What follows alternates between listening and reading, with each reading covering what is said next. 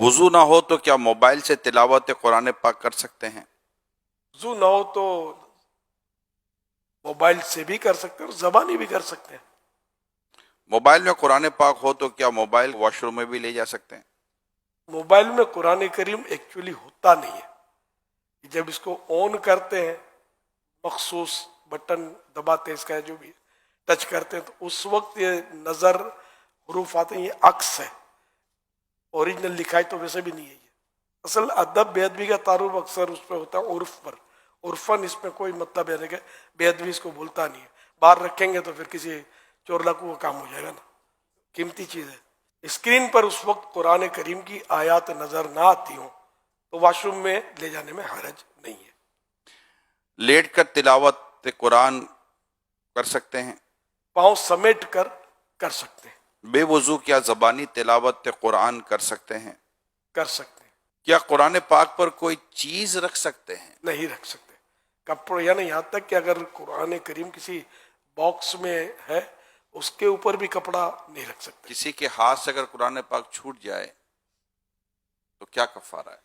کوئی کفارہ نہیں ہے، کیونکہ جان بوجھ کر مسلمان ایسا کر نہیں سکتا. نعوذ باللہ کسی نے حقارت کے ساتھ قرآن شریف زمین پر دے مارا وہ تو کافر ہو جائے گا. لیکن یہاں جو زمین ہاتھ سے نکل گیا اور زمین پر آ گیا قرآن کریم تو مسلمان تو گھبرا جاتا ہے، یہ اب کیا کفارہ ہے پوچھنے نکلتا ہے. کفارہ نہیں ہے کوئی، اس کا گناہ بھی نہیں ہے، کیونکہ یہ خود بیچارہ پریشان ہو گیا، جان بوجھ کر تو اس نے کیا ہی نہیں. کھاتے ہیں اور چومتے بھی ہیں اور گھبرا بھی جاتے ہیں اور یہ ساری چیزیں ہوتی ہیں. یہ ایمان کی مضبوطی کی علامت ہے اور خوف خدا کی بہت پیاری نشانی ہے. یہ اللہ کا کلام، میرے رب کا کلام، یہ کس سے نیچے آ گیا. کیا گندے کپڑوں میں تلاوت کر سکتے ہیں؟ بچنا چاہیے. ایک شخص کو کتنا قرآن پاک یاد ہونا ضروری ہے؟ جتنا نماز میں فرض ہے پڑھنا اتنا یاد ہونا فرض، جتنا نماز میں پڑھنا واجب ہے اتنا واجب.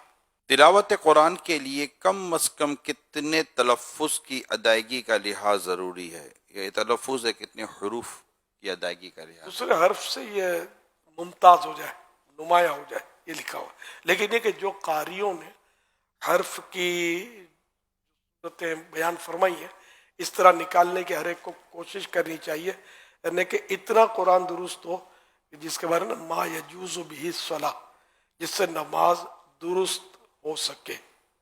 یہ ہر ایک پر یہ لازم ہے، اتنا درست ہو. اب سین اور شین کا فرق نہیں کرتے، عین الف کا فرق نہیں کرتے، ہا حا کا بھی فرق نہیں کرتے. بھاری تعداد ایسے ہوں گی جو فرق نہیں کرتے. اعلیٰ حضرت امام احمد اللہ خان رحمۃ اللہ علیہ فرماتے اتنی تجوید سیکھنا کہ ہر حرف دوسرے حرف سے صحیح ممتاز ہو فرض عین ہے، بغیر اس کے نماز قطعاً باطل ہے. کوئی بزرگ کرسی پر بیٹھے ہیں یا کوئی بھی شخص کرسی پر بیٹھے ہوئے ہیں، کیا زمین پر بیٹھ کر قرآن کریم کی تلاوت کر سکتے ہیں؟ بے ادبی ہے.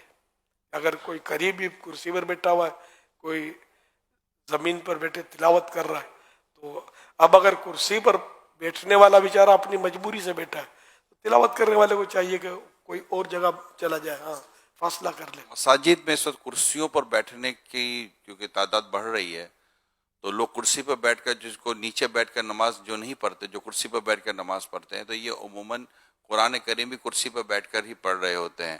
تو اب جیسے ایک صف بنی ہوئی ہے تو لوگ جیسے ماہ رمضان میں تلاوت کرنے کا رجحان بڑھ جاتا ہے، تو کیا کرسی پر ایک بیٹھ کے قرآن پڑھ رہا، اس کی مجبوری ہے کہ وہ نیچے نہیں بیٹھ رہا، تو اب اس کے ساتھ کوئی نیچے بیٹھ کر پڑھ رہے گا تو اس کے ساتھ پہ ایک دو کرسی والا بیٹھ کر پڑھ رہے ہوں گے، تو ایک جیسے لائن لگی ہوئی ہے.